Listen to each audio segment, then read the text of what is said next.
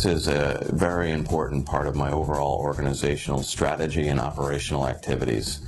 We have woven into the fabric of our documents, our governance, and our policies a mix of good security protocols and programmatic approaches connected with what my business units need to have for the industries that they serve.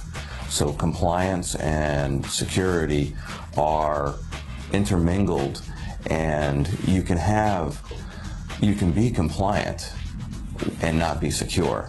And one of the balances that we in the security industry face is we have started in many instances to start to become salespeople of compliance, and that's how we drive our funding activities, etc. So we have to balance those out.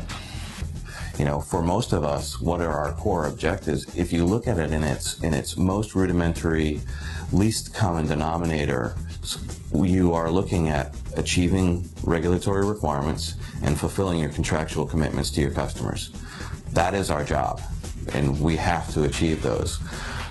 The next thing is to do better security and be more compliant, but ultimately the two factors are compliance and customer commitments.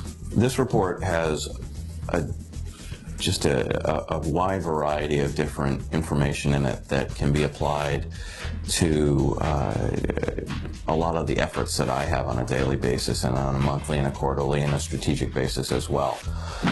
Often security organizations, when you start talking about compliance, the consumers, the people that you're trying to help themselves, often begin to haze over, and they don't have the quantified vision of what compliance truly can cost.